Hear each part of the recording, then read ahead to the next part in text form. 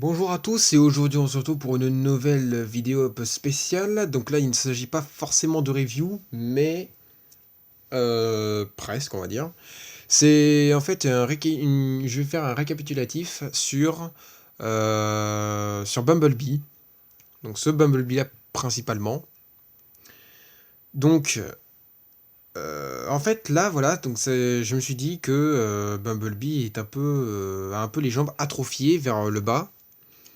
Alors que pourtant vers le haut ça va, hein, ça passe. Mais vous voyez comme c'est un peu laid, hein.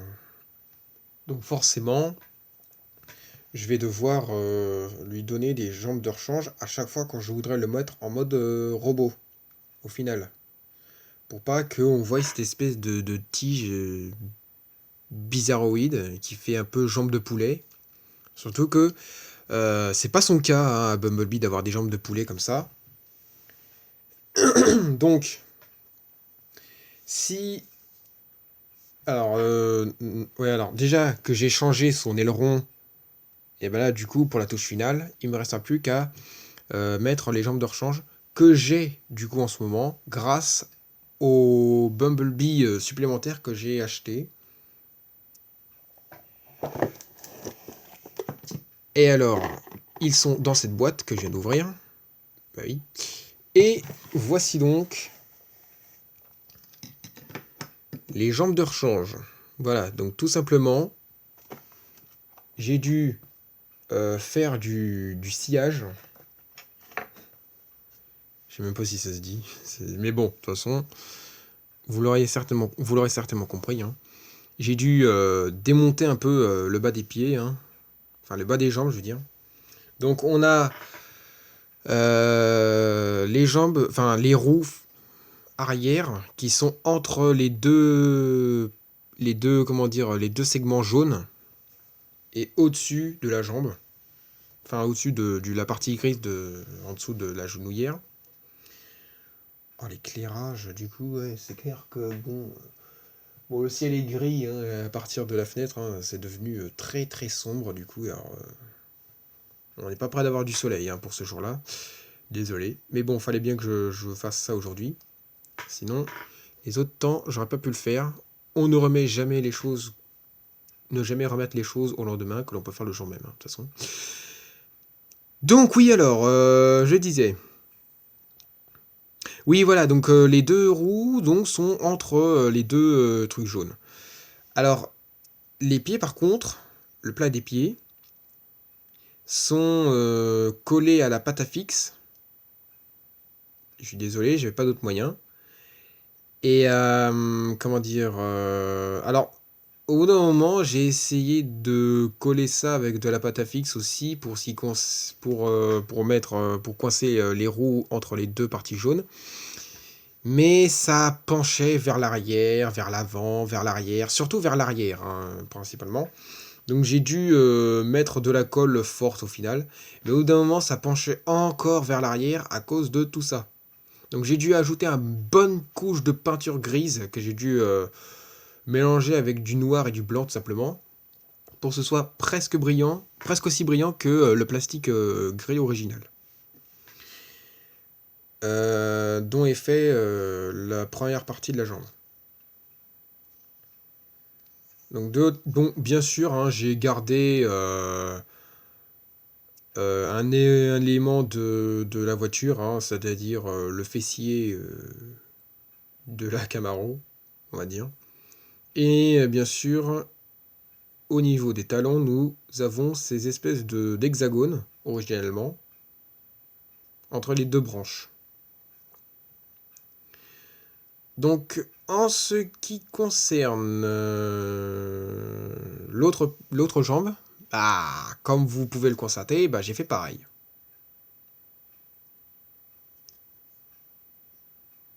Voilà, tout simplement. Donc, du coup, on va pouvoir mettre ça de côté un instant et tester du coup devant vous. Bon, j'ai déjà testé, hein, de toute façon, hein, mais puisque je vous ai dit que ça penchait vers l'avant, vers l'arrière. Alors, on va enlever les jambes originaux de ce Bumblebee. Hop là.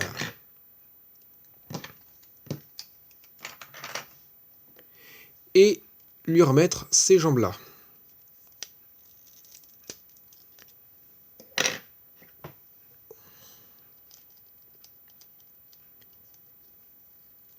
Hop. Et là, vous voyez, bah là, moi en tout cas, je trouve que ça lui va beaucoup mieux. Donc, c'est dommage que j'ai dû utiliser la colle forte.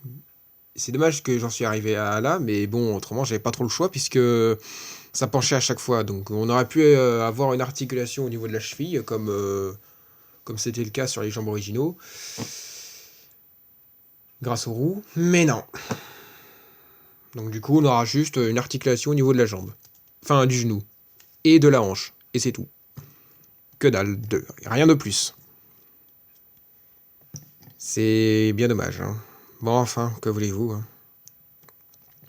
Bon, alors, du coup, qu'est-ce que je fais de ça? Bah, moi, je les mets pour l'instant comme en mode véhicule. Hein.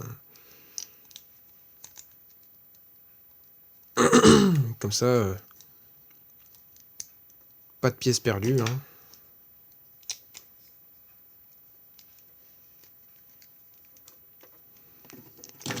Mince. Et hop, fusion. Voilà. Et dans la boîte, pour l'instant. Et là, au moins, il a l'air assez petit par rapport aux autres Deluxe, y compris lui-même en The Last Night. Et lui-même en Age of Extinction. Et encore, on va les reculer un peu plus parce que là, on voit pas très bien j'arrive pas très bien à cadrer les trois là, comme ça là. Bon, il a l'air un petit peu plus grand, lui, certes, mais peut-être que c'est parce qu'il est mal positionné, ça se trouve. Mais en général, là, on voit qu'ils sont quasiment de la même taille. On le voit bien là, en tout cas. Et c'est le principal.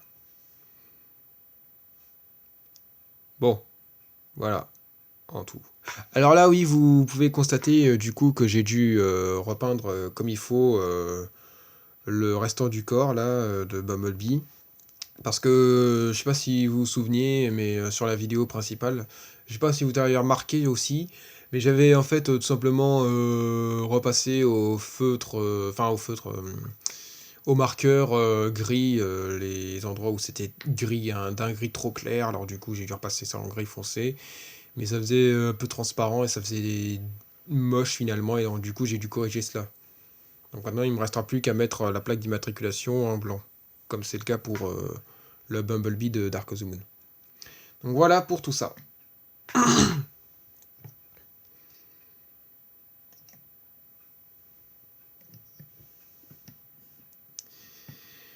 Voilà, donc ça m'a fait plaisir de faire cette vidéo pour vous montrer tout simplement cela. Hein. Donc du coup, je vous dis à bientôt.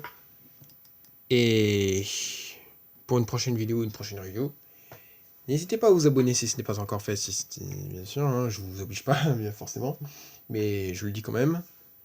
Sur ce, portez-vous bien, allez, à plus.